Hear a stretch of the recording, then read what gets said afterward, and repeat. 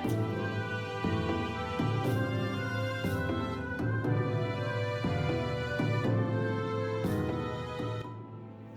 I'm Dio, and I've been developing Sepulchron with a friend of mine, Nautilus.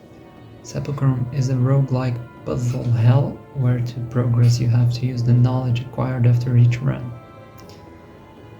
The physics system is used extensively to both fight and solve puzzles. The initial idea was to bring the action system from the 90s point-and-click games into a 3D experience. You grab objects by aiming and holding left click, examine by aiming and holding right click, and there's a plethora of other actions that can be executed when holding objects, like using the scroll wheel to charge the slingshot and the right click to shoot it.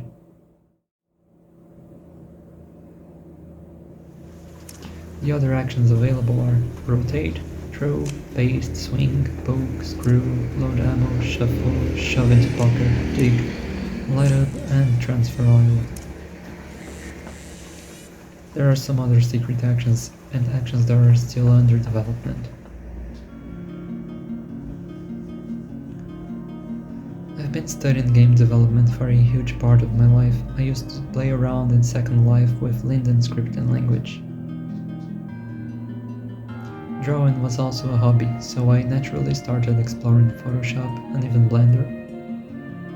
Years later, I began teaching pixel art,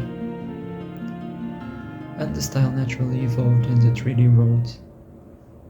But failure was there every time I tried to make a game. I first programmed an infinite runner for mobile. It was named Boss Lighter and released in 2016. Never got past 200 downloads. Then I made a clicker game named Omelette Tower. I had little to no support and had to study for the engineering course, so I abandoned it.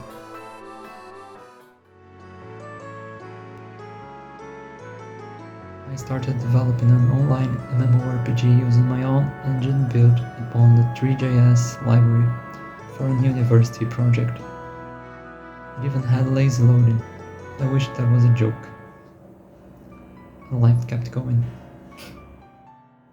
The next game was going to be great. It was called A Fit Reverie. And it grew and grew.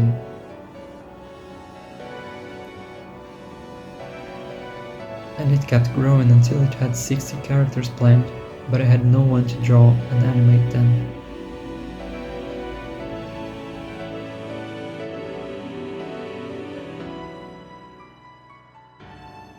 My friend Nautilus was a huge help, as he wrote part of the story and kept me going despite the endless work. 2 years were spent on it, until we realized it was too much for us.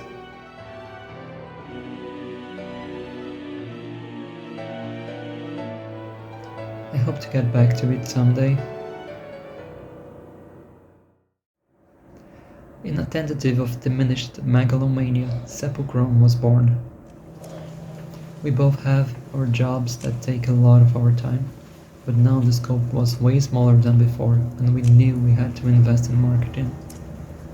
We still don't know how, by the way, but we are trying. Then I had my first stupid idea. Why not show up at a game convention? I spent a considerable amount of money on a 2x2 stand at Brazil Game Show and made promotional items. We took advantage of the low poly nature of our assets and made paper crafts. It was an interesting experience, to say the least. And we realized it's very hard to calculate the amount of flyers. The idea was to make a sort of game manual like the games used to come with, and the old fellas had a blast looking at it. The youngsters, on the other hand, not so much.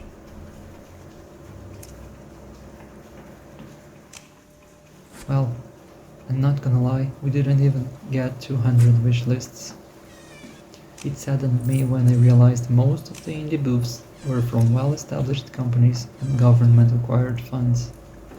but we met some nice players and got some valuable feedback. I would say the best part was being indicated by IGN to best indie of the convention. And we got second place somehow.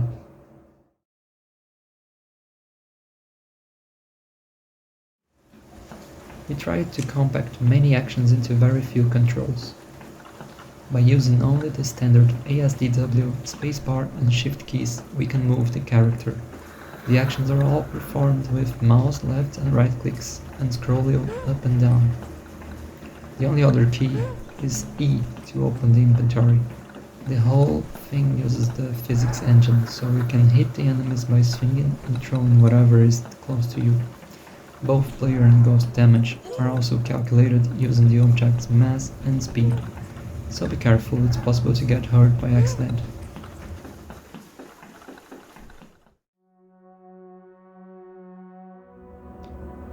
In standard point-and-click games, you don't usually have useless items.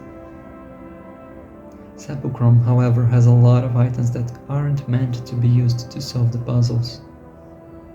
Since many puzzles are obtuse in nature, some of them will be optional or have more than one solution.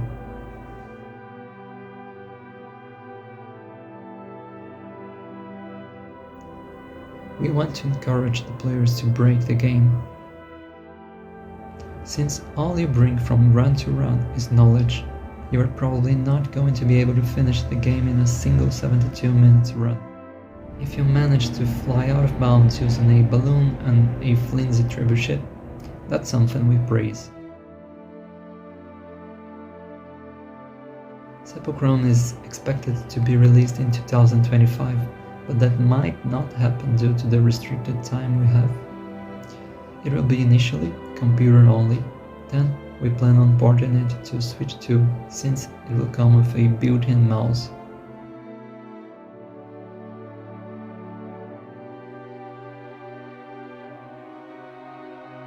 We would like to invite you to try our demo.